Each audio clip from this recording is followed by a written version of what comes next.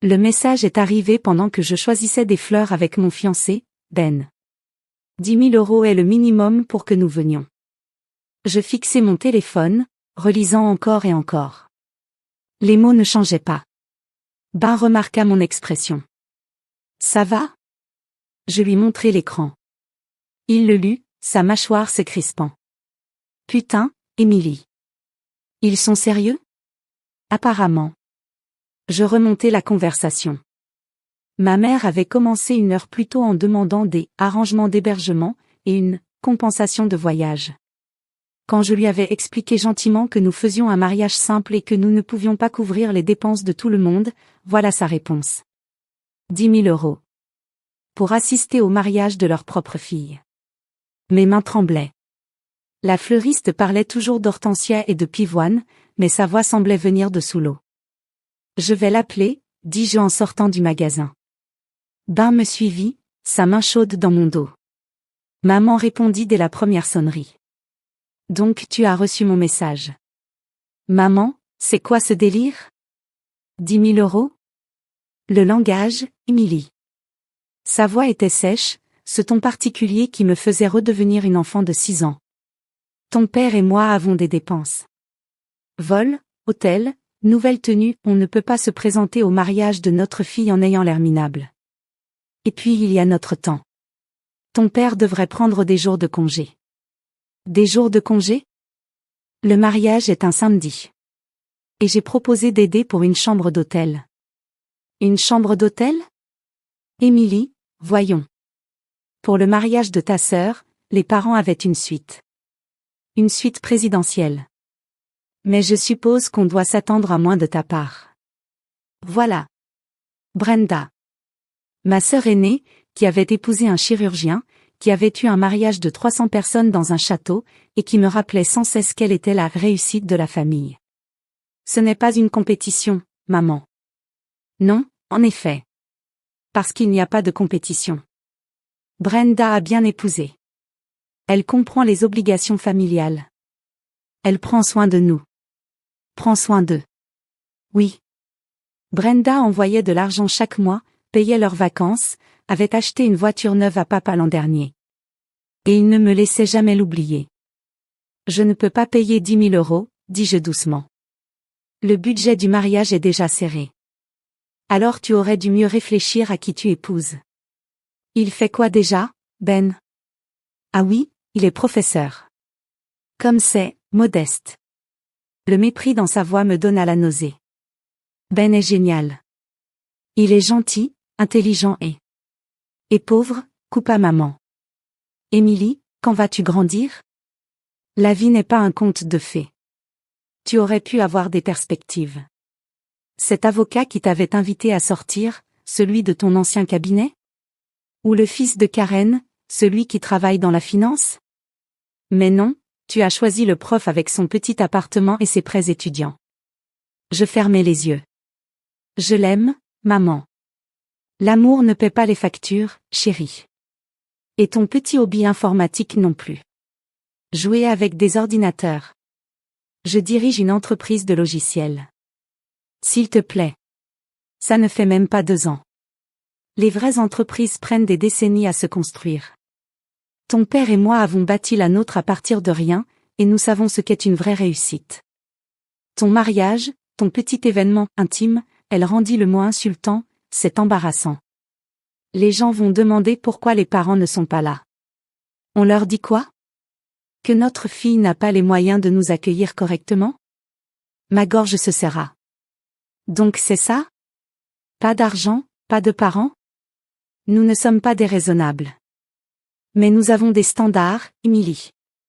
Si tu veux que nous soyons là, le minimum est 10 000. C'est notre dernière offre.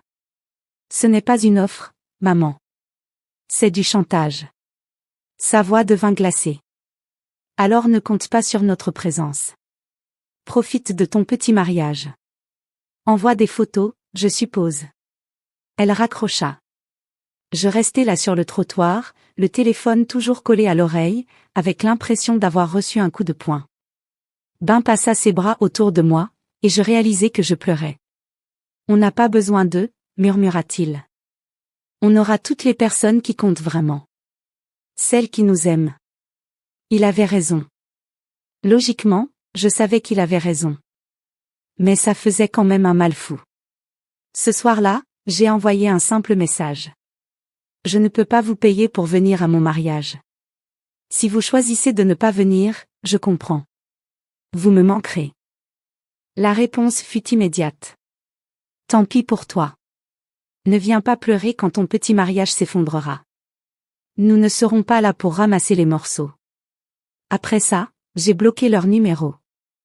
J'ai bloqué maman, papa, même Brenda quand elle a envoyé un message sarcastique disant que je manquais de respect à nos parents.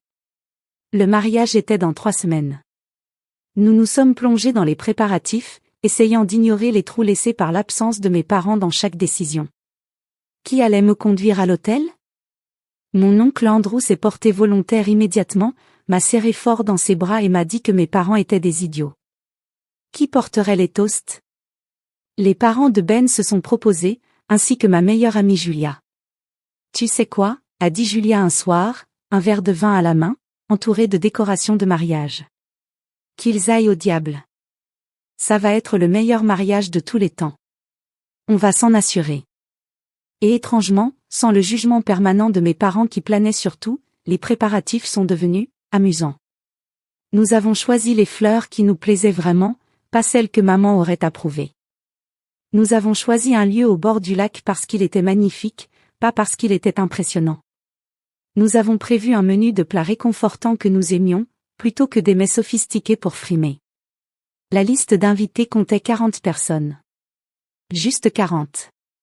Seulement ceux qui comptaient réellement pour nous, ceux qui nous avaient soutenus. La cousine de Ben était photographe, tout juste professionnelle mais incroyablement talentueuse. Je ferai les photos gratuitement, a-t-elle insisté. Considérez ça comme mon cadeau. Le petit ami de Julia faisait de la vidéographie comme activité secondaire. Je m'en occupe, ne discute même pas. Mon oncle Andrew, qui possédait une petite entreprise de restauration, s'est proposé de gérer la nourriture à prix coûtant. Réduction familiale. La vraie famille. 3 jours avant le mariage, j'ai eu un moment de panique. Nous installions le lieu, guirlande lumineuse, table et je me suis effondrée. Je me suis mise à pleurer comme une enfant en accrochant des lanternes. Ils ne viennent pas, ai-je sangloté à Ben. Mes propres parents ne viendront pas me voir me marier. Il m'a serré contre lui pendant que je pleurais, Julia me frottait le dos et mon oncle Andrew me glissait une bière froide dans la main. C'est leur perte, a déclaré fermement Andrew. Émilie, petite, tu es un vrai miracle. Tu as monté une entreprise à partir de rien. Tu as appris le codage toute seule. Tu es brillante, gentille, drôle, et s'ils ne voient pas ça? S'ils sont tellement obsédés par l'argent qu'il manque quelque chose d'aussi important? Alors ils ne méritent pas d'être ici. Il a raison, ajouta Julia. Et honnêtement? Sans eux pour juger tout ce qu'on fait, ce mariage va être tellement plus fun. Ta mère aurait critiqué les fleurs, ton père se serait plaint de la bière, et Brenda aurait passé son temps à parler de son propre mariage. Foutons tout ça en l'air. Ce jour est pour toi et Ben, et il va être parfait. Elle avait raison. Dieu, qu'elle avait raison. Le jour du mariage s'est levé clair et magnifique. Fin septembre, les arbres commençaient à devenir dorés, l'air était frais et parfait. Je me suis préparée dans un petit chalet près du lac, entourée de Julia et de 2 autres demoiselles d'honneur, en buvant du champagne et en riant jusqu'à en avoir mal au visage.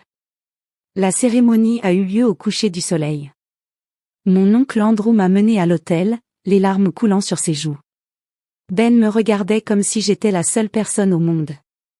Nos vœux étaient personnels, sincères et drôles, et quand nous nous sommes embrassés, tout le monde a applaudi si fort que des oiseaux se sont envolés des arbres. La réception était magique. Des guirlandes lumineuses partout, le lac reflétant le coucher du soleil dans des tons roses et oranges. Nous avons servi de la nourriture réconfortante, slider, mac and cheese, barbecue, et les invités n'arrêtaient pas de dire que c'était le meilleur repas de mariage qu'ils avaient eu. Le gâteau était fait maison par la tante de Ben, bancal mais délicieux, décoré de fleurs fraîches. Nous avons dansé jusqu'à en avoir mal aux pieds. Bu des shots avec mon oncle. Riz au toast complètement raté. Le père de Ben a pleuré pendant son discours, disant qu'il n'avait jamais vu son fils aussi heureux. Le toast de Julia était hilarant et émouvant, et a fait pleurer tout le monde de rire. La cousine de Ben était partout avec son appareil photo, capturant des moments que je n'avais même pas remarqués.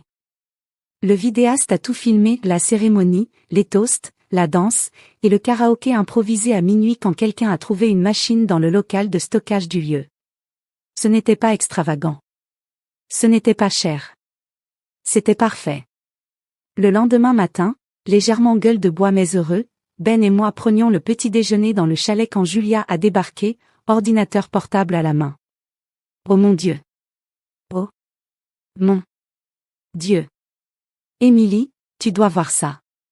Elle a tourné l'écran vers moi. C'était un site d'information, local mais réputé. Le titre disait « Le mariage au bord du lac d'une jeune PDG de la tech devient viral pour toutes les bonnes raisons ». Quoi? La photographe a posté quelques photos sur Instagram hier soir, expliqua Julia en faisant défiler frénétiquement. Elles ont été reprises. Puis le vidéaste a posté un extrait de vos vœux. Émilie, c'est partout. Regarde. Elle m'a montré les réseaux sociaux. Des milliers de likes. Des centaines de commentaires. Des gens disant que c'était le mariage le plus authentique qu'ils aient jamais vu. Quelqu'un avait capturé une capture d'écran de la biographie de ma société, soulignant que la modeste cérémonie au bord du lac avait été organisée par une millionnaire qui avait vendu sa première application pour 7 chiffres et dirigeait maintenant une société prospère. Attends, quoi? Ben lisait par-dessus mon épaule. Comment savent-ils pour la vente de l'entreprise? Registre public, répondit Julia. Quelqu'un a fait des recherches. Émilie, les gens sont obsédés. Ils adorent que tu les gardes petites et sincères au lieu de frimer. Tu es en train de devenir viral. Mon téléphone s'est mis à vibrer. Encore. Et encore. Les numéros bloqués ne l'étaient soudain plus vraiment. Des messages affluaient de numéros que je ne reconnaissais pas mais que je savais, au fond, être mes parents essayant d'appeler depuis différents téléphones. Les messages de maman étaient paniqués. Émilie, nous avons fait une erreur. Nous sommes tellement désolés. On peut parler? Rappelle-nous, s'il te plaît. Papa. Vu les infos. Très fier. Passons à autre chose. La famille reste la famille. Brenda. Waouh, petite sœur. Je ne savais pas que tu avais ça en toi. On devrait rattraper le temps perdu. 27 appels manqués. 38 messages. Même des messages vocaux, alors que mes parents n'en laissaient jamais. J'ai tendu le téléphone à Ben. Je ne peux pas. Il a écouté un message vocal, et son expression s'est assombrie. Ta mère, waouh. Elle dit qu'elle a toujours cru en toi, qu'elle est si fière et qu'elle veut célébrer ton succès ensemble, en famille. Bien sûr qu'elle veut. Je me sentais engourdie. Maintenant que c'est public. Maintenant que les gens savent. Julia lisait les commentaires sur son ordinateur portable. Écoute celui-ci, voilà ce qu'est le véritable amour.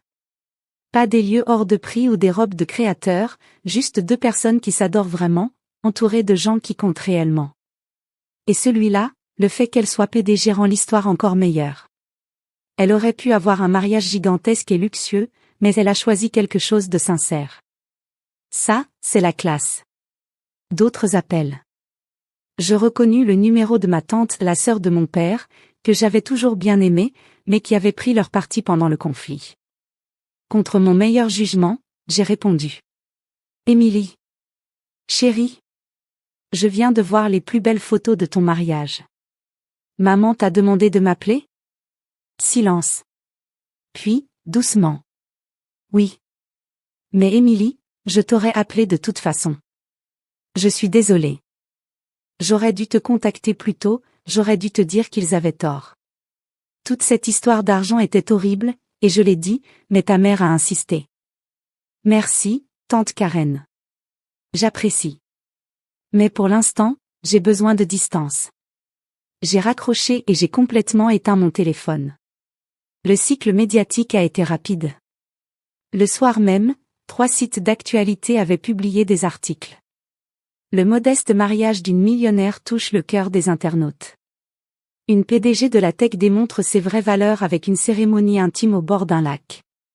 Quelqu'un a même écrit un article d'opinion sur l'authenticité à l'ère des mariages Instagram.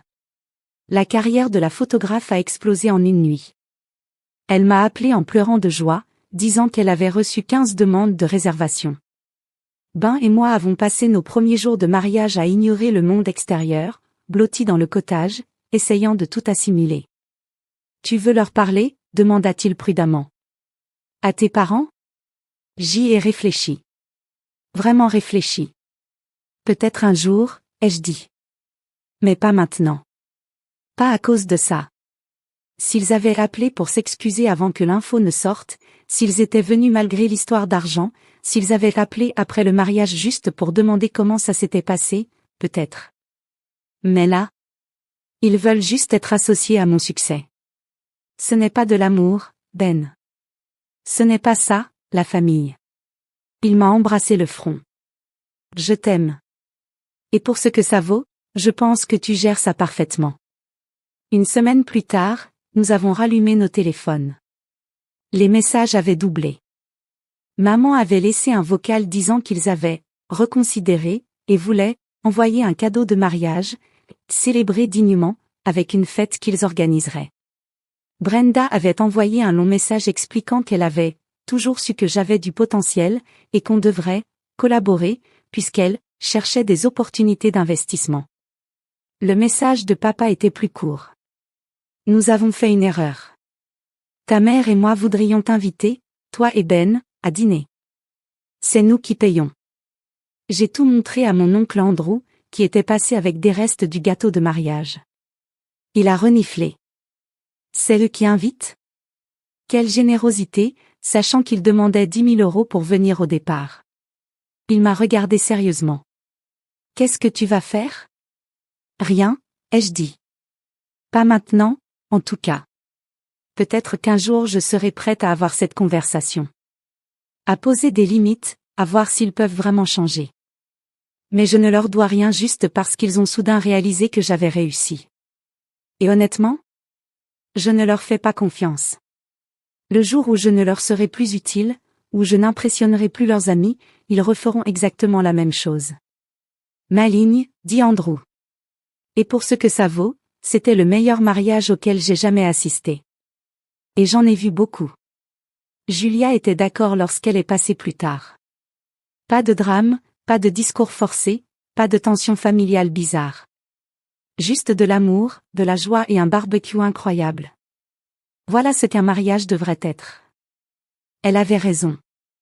Malgré tout, ou peut-être grâce à tout cela, c'était parfait. 40 personnes qui nous aimaient vraiment, célébrant quelque chose de vrai. Le buzz a fini par s'essouffler, comme toujours. La vie a repris son cours. Ben est retourné enseigner, et moi à la tête de mon entreprise.